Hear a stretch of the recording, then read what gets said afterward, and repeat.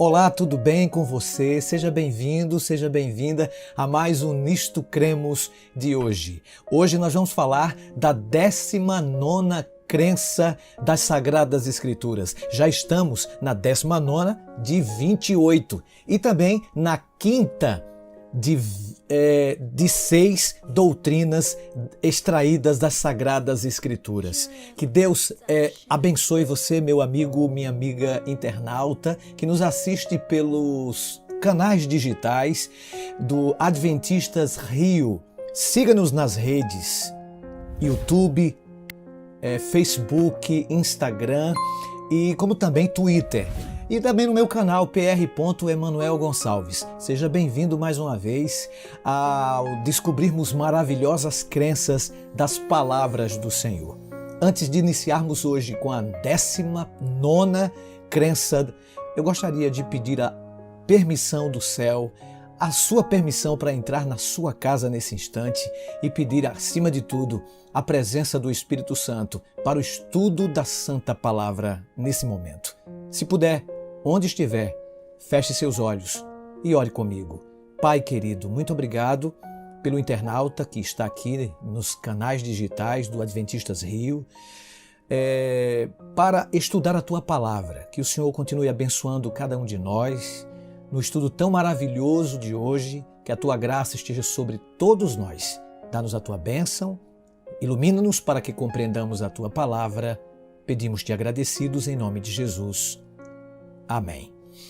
Muito bem, 19º estudo, hoje 19º episódio, já temos 19 semanas estudando as Escrituras Sagradas e hoje é sobre a 5ª doutrina, estamos já na doutrina da conduta da vida cristã, né? E hoje a primeira crença, né, dessa doutrina é sobre a lei de Deus. 19ª crença, 5ª doutrina, a doutrina da conduta da vida cristã. Muito bem, amigos, preparem-se para que possamos fazer uma viagem sobre esse assunto maravilhoso das Escrituras Sagradas que fala sobre a sua lei, a santa lei de Deus. Lá no Antigo Testamento, quando Deus promulgou os seus 10 mandamentos, todos os olhares estavam ali sobre Moisés, enquanto Moisés diz para o povo para que continue em oração, em jejum, se preparem porque Deus iria falar com ele lá na montanha chamada Monte do Sinai. Depois Moisés desce com a sua santa lei, a lei do Senhor. E todos os olhares se fixam na montanha. O seu pico acha-se coberto com uma espessa nuvem que, escurecendo gradativamente a visão, estende-se para baixo, até que toda ela se encontra envolta em mistério. A Bíblia diz que relâmpagos rasgam a escuridão, enquanto trovões ecoam e tornam a ecoar. Isso está lá no Antigo Testamento, né? No monte, quando Moisés subiu, e a Bíblia diz que todo o monte Sinai fumegava, porque o Senhor descera sobre ele em fogo, a sua fumaça subiu como fumaça de uma fornalha e todo o monte tremia grandemente e o clangor da trombeta ia aumentando cada vez mais. Êxodo capítulo 19, versos 18 e 19. Tão poderosa foi essa manifestação majestosa da presença de Deus que todo Israel, tremeu de reverência, de respeito a um Deus Todo-Poderoso. Repentinamente, os trovões e a trombeta pararam, deixando no ar um soleníssimo silêncio. Depois Deus falou de entre a espessa nuvem que o envolvia enquanto permanecia sobre a montanha. Movido por profundo amor a seu povo, ele proclamou os 10 mandamentos. Aí Moisés disse: o Senhor veio do Sinai e veio das miríades de santos. À sua direita havia para eles o fogo da lei. Na verdade, amas os povos. Todos os teus santos estão na tua mão. Eles se colocam a teus pés e aprendem das tuas palavras. Deuteronômio 33, versos 2 e 3.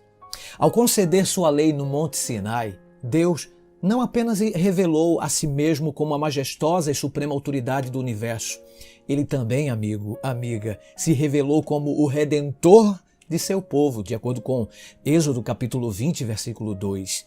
Pelo fato de ser o Salvador, ele não apenas chamou a Israel, mas a toda a humanidade à obediência a esses breves, abrangentes e autorizados preceitos que abrangem todos os deveres da humanidade em relação a Deus e em relação uns com os outros. E Deus falou assim: observe como foi, mais ou menos, através dessas impressionantes imagens, quando Deus falou para Moisés e com seu próprio dedo escreveu em tábuas de pedra. Observe. Eu sou. Eu sou. Eu sou o teu Deus. Não terás outros deuses em oposição a mim.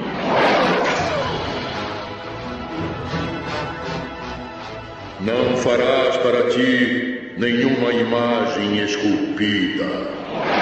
Não tomarás o nome de teu Deus em vão.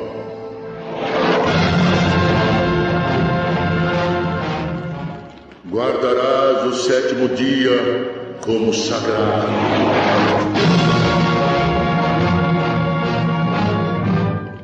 Honrarás teu pai e tua mãe.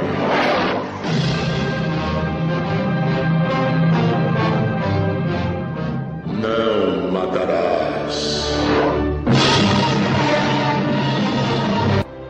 Não cometerás adultério.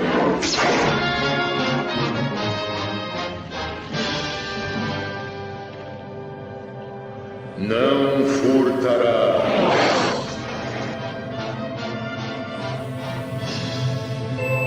Não levantarás falso testemunho contra o teu próximo. Não cobiçarás o que pertence ao teu próximo.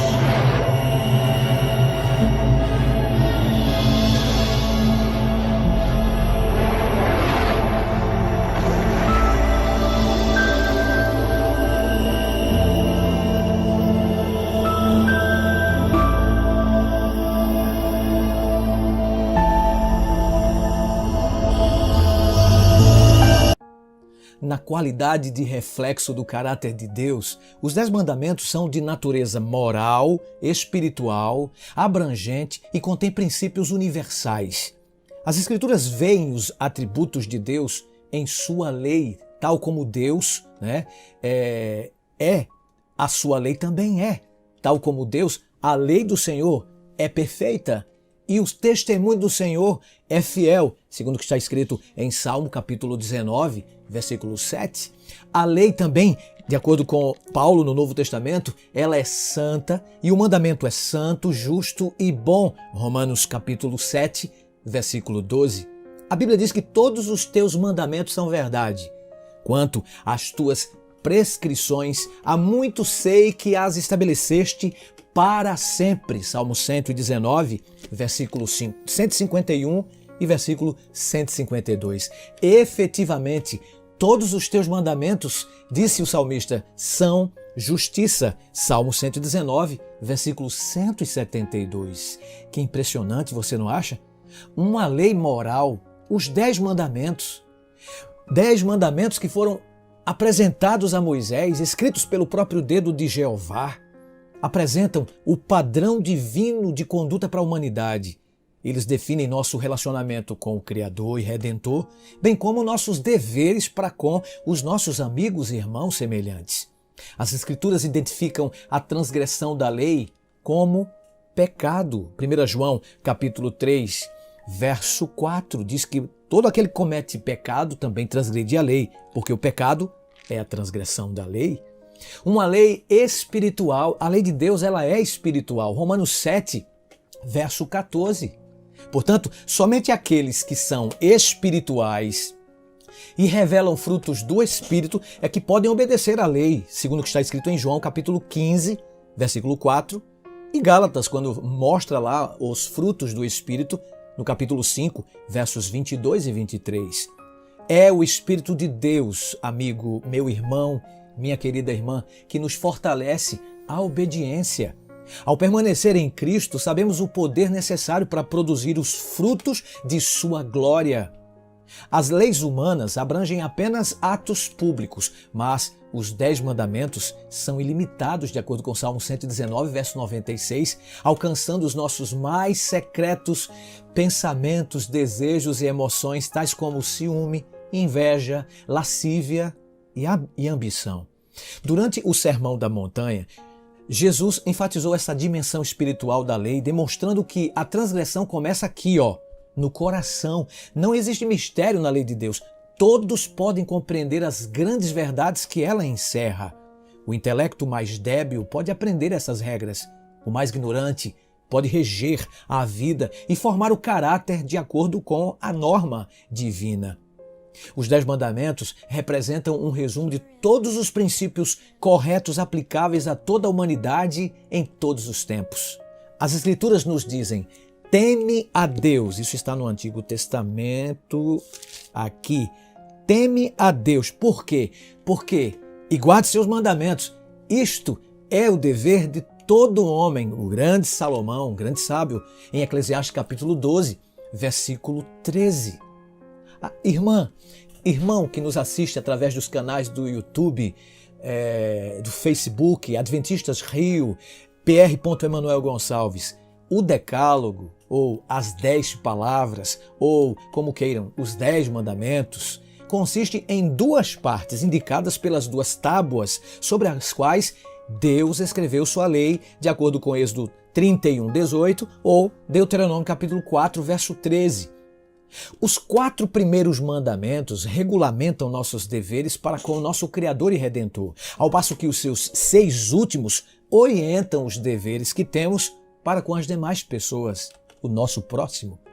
Essa divisão em 2 porções deriva dos 2 grandes princípios de amor sobre os quais opera o reino de Deus, como o próprio Cristo falou: amarás o Senhor teu Deus de todo o teu coração, de toda a tua alma e de todas as tuas forças e de todo o teu entendimento, e amarás o teu próximo como a ti mesmo. Lucas capítulo 10, versículo 27. Claro que é uma referência ao Antigo Testamento, em Deuteronômio capítulo 6, versos 4 e 5, e também Levítico capítulo 19, versículo 18. O próprio Cristo, quando esteve na terra, ele simplesmente recitou esses textos. Aqueles que vivem esses princípios se acharão em plena harmonia com os 10 mandamentos, uma vez que os mandamentos expressam com mais detalhes esses mesmos princípios. O primeiro mandamento orienta quanto à adoração exclusiva ao único Deus verdadeiro. Já o segundo proíbe a idolatria, como vocês viram no vídeo. E se você quer tirar dúvida, é só abrir sua Bíblia em Êxodo capítulo 20, a partir do verso 1 até o verso 17, você pode confirmar os 10 mandamentos. O terceiro mandamento proíbe a irreverência e o perjúrio que envolve a invocação do nome de Deus. O quarto mandamento requer a observância do sábado, o 7º dia da semana, e identifica o verdadeiro Deus como o Criador dos céus e da terra. O quinto mandamento requer que os filhos se submetam a seus pais, sendo eles os agentes divinamente indicados para transmitir sua vontade revelada às sucessivas gerações. O sexto mandamento protege a vida, considerando-a sagrada. O sétimo mandamento estimula a pureza e protege a relação matrimonial. O oitavo protege a propriedade. O nono preserva a verdade e proscreve o perjúrio. E, finalmente, o 10º atinge as raízes de todo relacionamento humano ao proibir a cobiça daquilo que aos outros pertence. Os 10 mandamentos trazem consigo a distinção singular de ser as únicas palavras que Deus falou audivelmente a toda uma nação, de acordo com Deuteronômio capítulo 5, verso 22. Vale lembrar, que já estudamos isto em umas crenças e doutrinas anteriores, sobre as revelações de Deus, revelação verbal, revelação não verbal. Vale lembrar que os 10 mandamentos são a única parte que Deus fez questão de, com seu próprio dedo, escrever em tábuas de pedra. Deus não confiou sua lei à desatenta mente humana, que facilmente esquece as coisas, mas gravou-a com seu próprio dedo em tábuas de pedra, de modo que elas pudessem ser preservadas no interior da arca, no tabernáculo. Tendo em vista ajudar os israelitas na aplicação dos mandamentos, Deus lhes concedeu leis adicionais, as quais detalhavam o relacionamento que eles deveriam manter com ele e com seus semelhantes.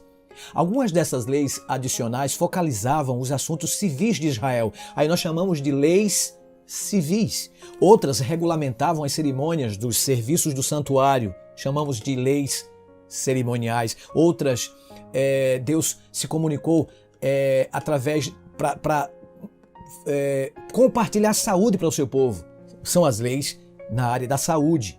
Então Deus comunicou todas essas leis, no mínimo eu relatei aqui 4, leis civis, leis de saúde, leis cerimoniais e suas leis morais, Então ele colocou para o seu povo por intermédio de Moisés, o qual as escreveu num livro da lei e colocou ao lado da Arca da Aliança.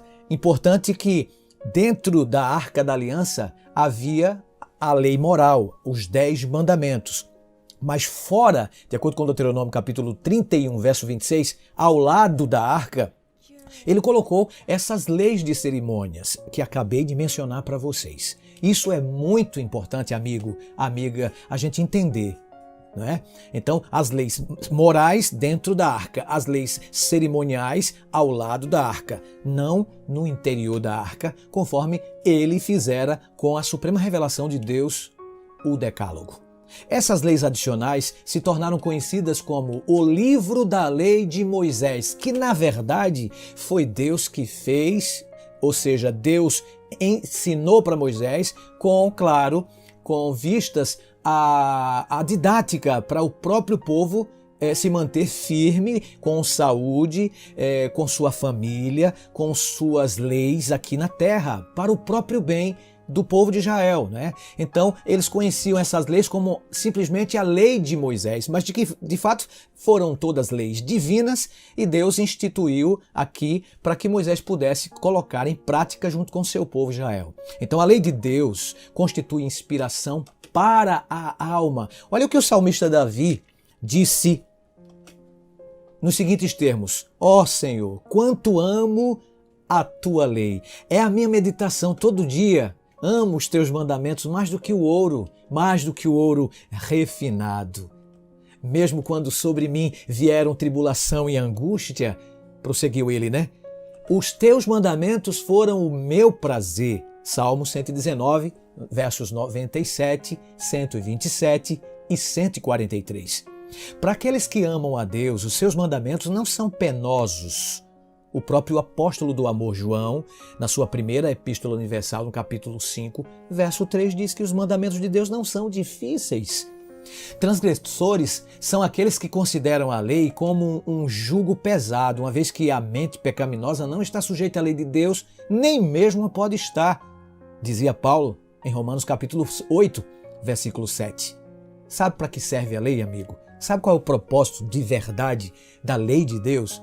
Deus ele concedeu essa maravilhosa lei a fim de prover abundantes bênçãos a seu povo para conduzi-los a um relacionamento salvador com ele.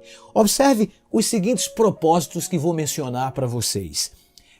A lei revela a vontade de Deus para toda a humanidade. Na qualidade de expressão do caráter e do amor de Deus, os 10 mandamentos revelam sua vontade e propósito para a humanidade. Demandam obediência perfeita, pois qualquer que guarda, diz o apóstolo Tiago, toda a lei, mas tropeça num só único ponto, se torna culpado de todos. Tiago 2, verso 10. Obediência à lei, sendo esta a regra de vida, é vital para nossa salvação. Isso não quer dizer que ela salve, mas ela nos conduz a quem pode nos salvar. O próprio Cristo explicou por que, se queres, porém, entrar na vida, guarda os mandamentos. Como é que entendemos isso? Mateus 19, verso 17. Ele fala isso para um homem rico, jovem rico, que não queria seguir a Jesus por causa de suas riquezas. Essa obediência somente é possível por intermédio do poder que o Espírito Santo, habitando no nosso íntimo, torna disponível. Ela é a base do concerto divino. Amigo, amiga, Moisés escreveu os 10 mandamentos, junto com outras leis explanatórias, em uma obra chamada Livro do Concerto ou Livro da Aliança. Isso está registrado em Êxodo capítulo 20, a partir do verso 1 até 24. Até o capítulo 24, versículo 8. As tábuas desse concerto indicam importância como base do concerto eterno. Para informações adicionais acerca dos concertos maravilhosos, nós podemos estudar mais sobre os próximos capítulos deste maravilhoso, sobre os próximos episódios. Já estamos na reta final, já estamos na 19ª crença, já estamos na 5ª de 6 doutrinas, e você pode dar uma olhadinha voltando lá no Adventistas Rio do YouTube, no pr.emanuel Gonçalves, e você pode rever assuntos impressionantes extraídos da palavra de Deus. A lei de Deus, ela funciona como padrão de julgamento. Tal como Deus, seus mandamentos são justiça. Salmo 119, 172. Portanto, a lei estabelece o padrão da justiça. Cada um de nós será julgado por esses retos princípios e não por nossa consciência. As Escrituras Sagradas nos dizem, teme a Deus e guarda os seus mandamentos. Por quê? Porque Deus há de trazer a juízo todas as coisas, até aquelas que estão ocultas, escondidas, quer sejam boas, quer sejam más. Eclesiastes 12, versos 13, 14, e o apóstolo Tiago repete no capítulo 2, verso 12. A consciência humana, ela é profundamente instável. A consciência de alguns é fraca, enquanto a de outros é corrompida, é má ou cauterizada. 1 Coríntios 8, versículos 7 e 12, fala muito bem dessas mentes aí humanas, quando não se submetem à vontade de Papai do Céu. Tal como um relógio, não importa quão bem ele trabalhe, deve a consciência ser aferida de acordo com algum padrão. Você não acredita nisso? Para que ela possa ser de algum valor. A nossa consciência nos diz que devemos proceder de modo correto, mas não nos diz o que é correto. Pense bem nisso. Somente a consciência aferida de acordo com o grande padrão divino, ou seja, a sua lei, somente isso, pode evitar que mergulhemos em pecado. Ela aponta para o pecado. Olha um dos propósitos da lei. Ela mostra onde nós pecamos. Sem os 10 mandamentos, as pessoas não podem ver claramente a santidade de Deus, nem sua própria culpa ou a necessidade de experimentar o arrependimento. Quando as pessoas não sabem que estão violando a lei de Deus, não a percebem, de sua condição de perdidas ou a necessidade do sangue expiatório de Cristo. Tendo em vista ajudar as pessoas a verem sua verdadeira condição, a lei funciona como uma espécie de espelho, diz Tiago no capítulo 1, versículo 23 a 25. Aqueles que olham a seu próprio caráter defeituoso em contraste com a justiça do caráter de Deus, compreendem muito bem que a lei revela que todas as pessoas são culpadas diante de Deus. Romanos 3,19. Uau, que texto! E também que todas são plenamente responsáveis perante Ele. Olha o que diz o apóstolo Paulo. Pela lei vem o pleno conhecimento do pecado. Romanos 3, verso 20. Já que pecado é a transgressão da lei, de acordo com 1 João 3, 4, efetivamente, o apóstolo Paulo diz que eu não teria conhecido o pecado. Olha que texto impressionante. Romanos 7, verso 7. Eu não teria conhecido o pecado senão por intermédio da lei. Ao convencer os pecadores de suas culpas, ela, A lei de Deus nos ajuda a compreender que estão condenados sob julgamento da ira de Deus, que estão diante da penalidade de morte eterna. A lei provoca neles, portanto, um senso de completo desamparo. Isso mesmo. Ela é um agente de conversão. Apesar de não salvar ninguém, ela pode enviar o perdido pecador, mostrando onde errou, mas também, ao mesmo tempo, servindo de aio para levar o indivíduo até Cristo. A lei de Deus, ela é o instrumento que o Santo Espírito utiliza para nos levar à conversão. A lei do Senhor é perfeita e restaura a alma. Salmo 19, versículo 7. Quando, depois de ver nosso verdadeiro caráter, compreendemos que somos pecadores, que estamos condenados à morte e sem esperança, sentimos a necessidade de um Salvador. Não é verdade, amiga, amigo, meu irmão?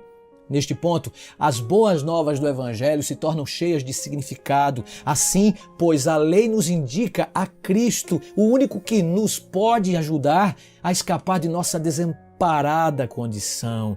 Foi nesse sentido que Paulo se referiu tanto à lei moral quanto à lei cerimonial como sendo um tutor ou aio, repito a palavrinha, aio, cujo objetivo é nos conduzir a quem? A Cristo, a fim de que sejamos justificados por fé.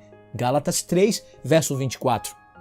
Ao mesmo tempo que a lei revela nosso pecado, ela jamais será capaz de nos salvar.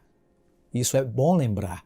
Da mesma forma como a água é o elemento necessário para lavar as faces sujas, assim depois de nos contemplarmos no espelho da moral de Deus, tendo descoberto nossa necessidade de limpeza, corremos à fonte que se encontra aberta para remover o pecado e a impureza. Zacarias 13, verso 1, onde fomos purificados pelo sangue do Cordeiro. Apocalipse 7, versículo 14. Temos de contemplar a Cristo, querido. Temos que olhar para Jesus e o pecador tem de olhar para o seu Salvador, o portador dos pecados. E ao ser-lhe revelado Cristo na cruz do Calvário, morrendo sob o peso dos pecados de todo mundo, o Espírito Santo lhe mostra a atitude de Deus para com todos os que se arrependem de suas transgressões. Cristo disse que todo o que comete pecado é escravo do pecado. João, capítulo 8, verso 34. Quando transgredimos a lei de Deus, não nos achamos em liberdade. A obediência aos 10 mandamentos, esta sim, nos assegura verdadeira liberdade. Isso mesmo. Tem gente que diz que se a gente guarda a lei de Deus, a gente está preso. Não, pelo contrário, a gente está liberto para a obediência. Viver dentro dos limites estabelecidos pela lei de Deus significa liberdade do pecado. Significa também liberdade diante daquilo que acompanha o pecado. Contínuo aborrecimento, consciência ferida, crescente culpa e remorso que minam as forças vitais de nossa vida, amigo, amiga. Disse o salmista: andarei em verdadeira liberdade, pois tenho buscado os teus preceitos. Salmo 119, verso 45. Tiago se referiu ao decálogo como a lei perfeita. Aqui, a lei perfeita, a lei da liberdade. Tiago, capítulo 2, verso 8. Para que pudéssemos receber essa liberdade, Jesus nos convidou a que fôssemos até Ele com todos os nossos fardos de pecados. Ele nos oferece o seu jugo, que é suave, Mateus 11, 28 a 30. A grande lei de amor revelada no Éden, é bom lembrar lá nos tempos do Antigo Testamento, proclamada no Sinai e no Novo Concerto, escrita no coração, é o que liga o obreiro humano à vontade divina. Quando somos colocados sob o jugo com Cristo, é Ele quem suporta o fardo pesado e torna possível a obediência. Ele nos capacita a empreender com êxito o que antes era impossível. Dessa forma, a lei escrita em nosso coração torna-se nosso deleite e gozo. Somos livres porque desejamos fazer o que Ele nos ordena, concorda comigo? Se a lei é apresentada sem o poder do Salvador Jesus, não há qualquer libertação do pecado. Mas a graça salvadora de Cristo, que de nenhuma forma invalida a lei, traz o poder que nos habilita do pecado, pois onde está o Espírito do Senhor, aí está liberdade. Interessante, né?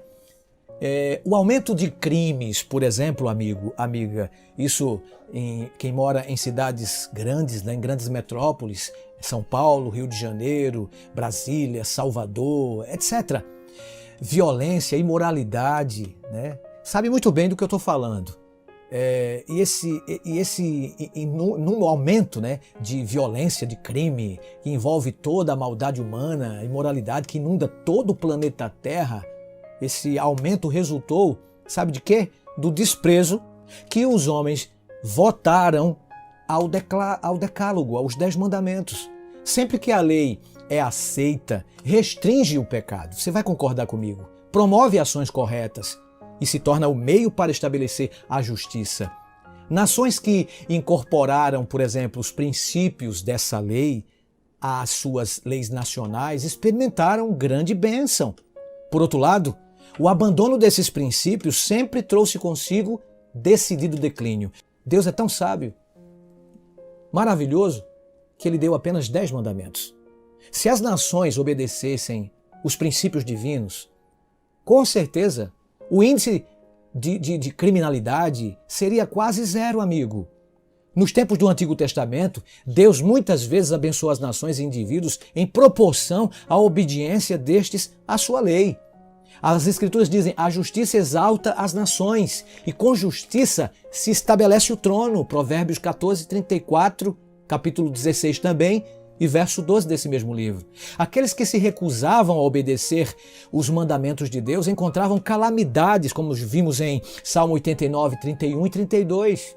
A maldição do Senhor habita na casa do perverso, diz a Bíblia, porém a morada dos justos Ele abençoa. Provérbios 3, 33. Uma vez que a lei moral dos 10 mandamentos é um reflexo do caráter de Deus, os seus princípios não podem ser temporários ou situacionais. Justamente porque tem gente que pensa que a lei de Deus ela não pode ser eterna, né? Ela é temporária, mas de fato, gente, antes, esses 10 mandamentos, a lei do Senhor, são absolutos, imutáveis e permanentemente válidos para toda a humanidade. Os cristãos ao longo dos séculos têm afirmado com segurança e perpetuidade dos 10 mandamentos, reafirmando decididamente a sua contínua validade. A lei existia muito antes que Deus outorgasse os 10 mandamentos, o decálogo, ao povo de Israel, seu povo, à igreja do Antigo Testamento. Se assim não fosse, não teria existido o pecado antes do Sinai, uma vez que o pecado é a transgressão da lei, concorda? O fato de que Lúcifer e seus anjos pecaram revela que a lei se achava presente mesmo antes da criação. 2 Pedro 2,4 corrobora com essa ideia. Quando Deus criou Adão e Eva e a sua imagem e semelhança, implantou em sua mente os princípios morais de sua lei, fazendo com que, para eles, a obediência à sua vontade parecesse algo natural. A transgressão de nossos primeiros pais introduziu o pecado na família humana, de acordo com Paulo em Romanos 5,12. Mais tarde, Deus disse ao grande patriarca Abraão que ele obedeceu a minha palavra e guardou os meus mandamentos, em Gênesis capítulo 26, verso 5. Moisés, por sua vez, ensinou os estatutos e leis de Deus antes do Sinai, Êxodo 16, versículos 18 a 16. Êxodo 16, interessante que os 10 mandamentos foram escritos pelo dedo de Deus no capítulo 20. Portanto, 4 capítulos antes da sua lei ser promulgada, Abraão já guardava os mandamentos. O próprio José do Egito guardava os mandamentos. Se você estudar o livro de Gênesis, você vai entender que ele mostra que os 10 mandamentos eram perfeitamente conhecidos antes do Sinai, dos relâmpagos, dos trovões. Amigo, a Bíblia revela que a lei de Deus representa o objeto dos ataques do diabo e que sua guerra contra ela alcançará o clímax justamente antes da volta de Cristo a esta terra. Eu vou dar um spoiler aqui Lá na frente nós vamos falar na doutrina dos últimos dias, que é a última, por exemplo, nós vamos falar sobre esses poderes antagônicos, esses poderes que são contra a verdade de Deus, esses poderes que estão sendo simbolicamente mencionados como o dragão, como antigo serpente, como besta que sai da terra, besta que sai do mar, os três espíritos semelhantes a rãs. Lá na frente, na última doutrina, em uma das crenças dos últimos dias, né, nós vamos falar justamente sobre esse poder.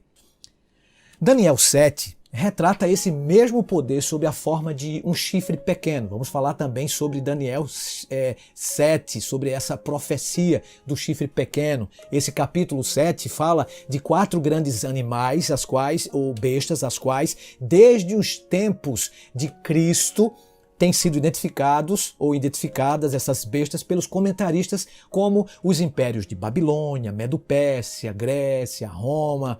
Os 10 chifres da quarta besta representam as divisões do Império Romano por ocasião de sua derrocada. Em 476, Roma ela se fragmenta.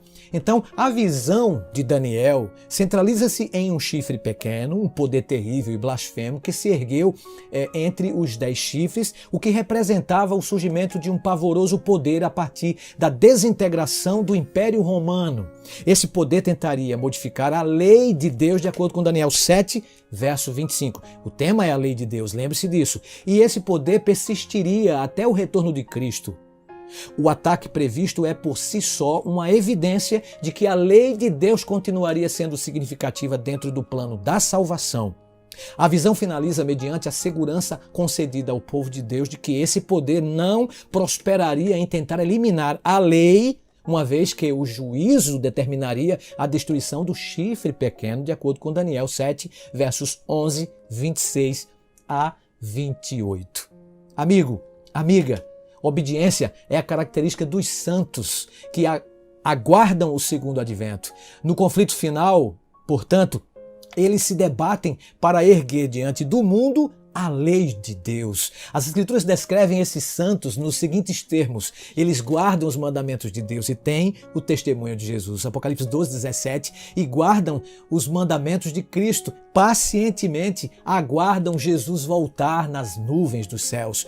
Em preparação ao segundo advento, essas pessoas proclamam o Evangelho, proclamando outras a adoração do Senhor como Criador. Aqueles que adoram a Deus em amor obedecerão a Ele. O próprio João mencionou: este é o amor de Deus, que guardemos os seus mandamentos. Ora, os seus mandamentos não são penosos. 1 João 5, versículo 3. Oh, querido ouvinte do Nisto Cremos, salvação é um dom que vem pela graça, por meio da fé, e não depende das obras da lei. Efésios 2, verso 8. Não por obras de justiça praticadas por nós, nem por qualquer esforço que nos recomende, nem por boas obras. Não importa se muitas ou poucas, pode o pecador ser de alguma forma justificado. Ao contrário, a graça provê o poder que torna possível a obediência e a vitória sobre o pecado. Diz ele: agora, pois, já não há nenhuma condenação para os que estão em Cristo Jesus. Romanos 8, verso 1. A morte de Cristo exaltou a lei, evidenciando sua autoridade universal. Se o decálogo pudesse ser alterado, ele não precisaria haver morrido por nós. Uma vez, porém, que a lei é absoluta e imutável, a morte era requerida como cumprimento da penalidade imposta. Essa exigência foi plenamente satisfeita pela morte de Cristo na cruz, tornando disponível a vida eterna a todos aqueles que aceitam seu extraordinário sacrifício. As pessoas não conseguem obter a salvação como resultado de seus méritos manifestados em obras por obediência à lei. A obediência é o fruto da salvação em Cristo. E por meio dessa extraordinária graça, especialmente revelada na cruz do Calvário, Deus libertou seu povo da penalidade e da maldição do pecado. Embora sejam eles pecadores, Cristo ofereceu sua vida a fim de lhes prover o dom da vida eterna. Cristo simplesmente teve grande parte com a lei de Deus, mesmo quando veio em pessoa. Ele tinha na mais alta consciência os 10 mandamentos. Na qualidade de grande eu sou, Ele mesmo que escreveu em tábuas de pedra, como vocês assistiram no VT, a sua lei, ele mesmo próprio proclamou a lei moral do Pai no Monte Sinai. Se você quiser analisar esses textos, João capítulo 8, verso 58, Êxodo 3, verso 14, não é? Você vai entender que foi Cristo o agente da criação e foi Cristo que escreveu em tábuas de pedra a sua santa lei. Uma parcela de sua missão na terra foi engrandecer a lei e fazê-la gloriosa. Um texto do Antigo Testamento que o Novo Testamento aplica a Cristo mostra muito bem qual a atitude de Cristo face à lei. É assim, ó. Agrada-me fazer a tua vontade, ó Deus meu. Dentro do meu coração está a tua lei. Salmo 40, verso 8. Seu evangelho produziu uma fé que sustentou fortemente a validade do decálogo. Paulo escreveu: anulamos, pois, a lei pela fé? Olha que texto poderoso. Ele mesmo responde: não, de maneira nenhuma. Antes confirmamos a lei. Romanos 3:31. Compreendemos assim que Cristo veio não apenas redimir o ser humano, como também vindicar a autoridade e santidade da lei de Deus, apresentando sua magnificência e glória perante as pessoas e oferecendo o exemplo de correto relacionamento com ela. Na qualidade de seus seguidores, devem os cristãos igualmente magnificar a lei de Deus em sua própria vida, obedecendo a Ele, através da guarda do decálogo. Tendo ele próprio vivido uma existência de amorável obediência, Cristo insistiu em que seus seguidores também deveriam observar os seus mandamentos. Quando lhe foi perguntado no tocante aos requisitos para entrar na vida eterna, ele respondeu: se queres, porém, entrar na vida, guarda os mandamentos. Repito, Mateus 19:17. Ele advertiu igualmente contra a violação desse princípio, dizendo: nem todo que me diz Senhor, Senhor, entrará no reino dos céus, mas aquele que faz a vontade de meu Pai que está nos céus. Aos transgressores da lei será recusada a admissão no reino celestial. Mateus 7, versos 21 a 23. É sério. O próprio Cristo cumpriu a lei, não por destruí-la, mas por viver obedientemente. Ele nos faz lembrar: porque em verdade vos digo, até que o céu e a terra passem, nenhum i ou um tio jamais omitirá da lei, até que tudo se cumpra. Mateus 5,18. Cristo enfatizou fortemente, querido, querida, que o grande objeto da lei de Deus deve ser sempre conservado em mente, que é amar ao Senhor nosso Deus de todo o nosso coração, alma e entendimento, e ao nosso irmão como a nós mesmos. Mateus 22, 37 e 38. Contudo, ele não queria que os seus seguidores amassem uns aos outros de modo como o mundo interpreta o termo amor, de modo egoísta ou sentimental. A fim de explicar a que tipo de amor fazia referência, Cristo deu aos discípulos um novo mandamento. João 13, verso 34. Esse novo mandamento não deveria ocupar o lugar do decálogo, mas prover os crentes com um exemplo daquilo que realmente é o amor altruísta, amor tal como jamais havia sido testemunhado sobre o planeta. Nesse sentido, seu mandamento poderia ser descrito como novo. Ele não apenas lhes ordenou que vos ameis uns aos outros, mas que vos ameis uns aos outros assim como eu vos amei. João 15, verso 12. Querido, estritamente falando, temos aqui simplesmente mais uma evidência de como Cristo magnificou o amor de seu Pai. A obediência revela tal espécie de amor. Ele mesmo disse: se me amais, guardareis os meus mandamentos. João 14, 15. Se guardares os meus mandamentos, ele continua: permanecereis no meu amor, assim como também tenho guardado os mandamentos de meu Pai e no seu amor permaneço. João 15, 10. Semelhantemente, se amarmos o povo de Deus, amaremos a Deus e guardaremos os seus mandamentos. Somente se permanecermos em Cristo nos será possível prestar obediência de coração. Jesus deixou claro este ponto. Como não pode o ramo produzir fruto de si mesmo se não permanecer na videira, assim nem vós o podeis dar se não permanecerdes em mim. Quem permanece em mim e eu nele, esse dá muito fruto, porque sem mim nada podeis fazer. João 15, 4 e 5. Sem mim nada podeis fazer. Sem Deus nós não podemos guardar a lei. Para permanecer em Cristo, temos de ser crucificados com Ele e experimentar aquilo que Paulo escreveu: já não sou eu quem vive, mas Cristo vive em mim, Gálatas 2:20. Em relação aos que se acham nessa condição, pode Cristo cumprir as promessas de seu novo concerto. Na sua mente imprimirei as suas leis também sobre o seu coração, inscreverei, eu serei o seu Deus e eles serão meu povo. Hebreus 8, verso 10. A obediência desenvolve caracteres cristãos e produz um senso de bem-estar. Você não acha? Fazendo com que os crentes cresçam como crianças recém-nascidas e sejam transformadas à imagem de Deus. Portanto, amigo, amiga, essa transformação de pecadores em filhos de Deus testemunha da efetividade do poder de Cristo. As Escrituras dizem: bem-aventurados todos os que andam na lei do Senhor, cujo prazer está na lei do Senhor, e que na sua lei meditam de dia e de noite. Salmo 1, versículo 2. As bênçãos da obediência, querido que me escuta, que me assiste, internauta, são muitas.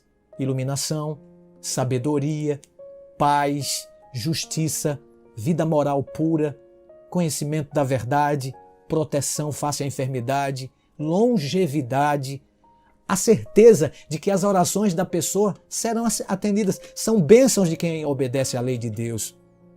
Convidando-nos à obediência, Deus promete abundantes bênçãos. Quando respondemos positivamente, tornamo-nos seu especial tesouro, um reino de sacerdotes e nação santa, elevados sobre todas as nações da terra, colocados por cabeça e não por cauda. Deuteronômio 28, versos 1 e 13. Amigo, amiga do Nisto Cremos, a lei do Senhor é perfeita. E o testemunho do Senhor é fiel. A lei é santa e o mandamento santo e justo e bom. Todos os teus mandamentos são verdade. Quanto às tuas prescrições, há muito sei que as estabeleceste para sempre. Efetivamente, todos os teus mandamentos são justiça. Ouça nesse momento os arautos do Rei.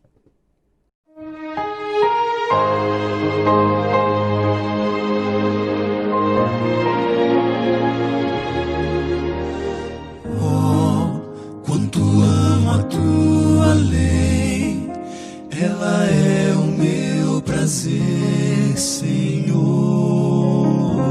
Sim, verdadeiros são os seus passos, é a verdade dos teus lábios e motivo do meu louvor. Bem-aventurados os que guardam a lei, nela tenho vida, não me esquecerei.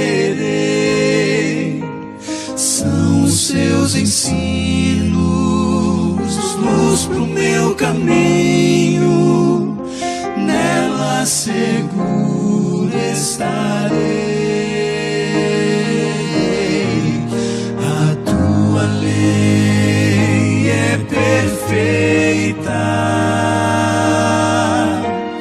como tu és perfeito, meu Deus. A tua lei é santa e justa, pois santo e justo tu és. É a mais bela expressão do teu coração, é teu próprio caráter, Senhor, Senhor. Reflete a grandeza e a tua beleza, revela por mim teu amor.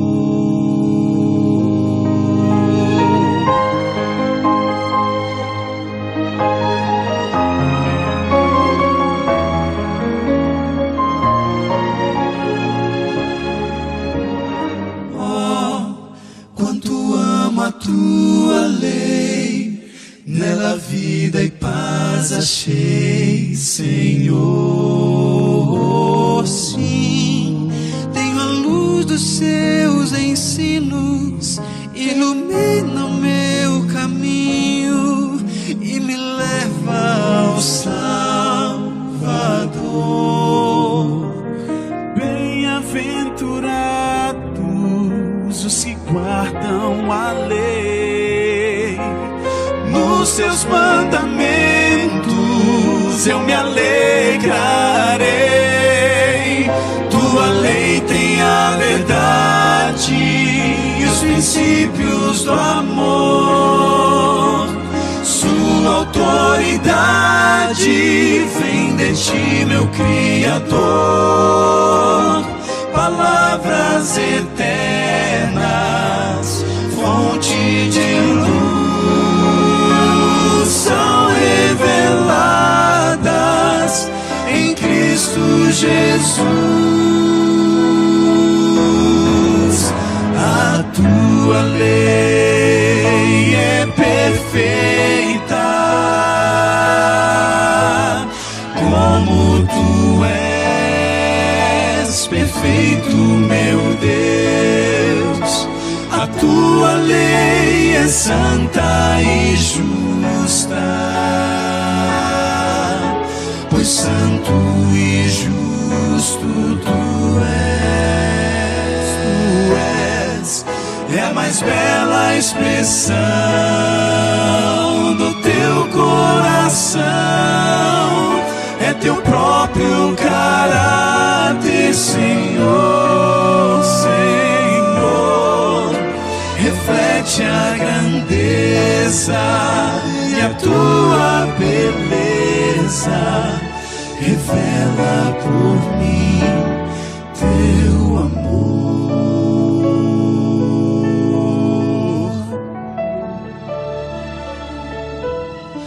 Oh, quanto amo a tua lei, ela é o meu prazer.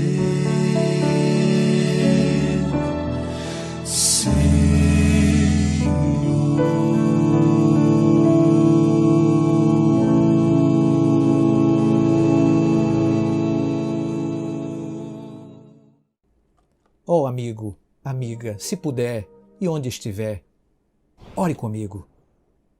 Querido Pai Celestial, muito obrigado porque hoje aprendemos que a salvação é pela graça.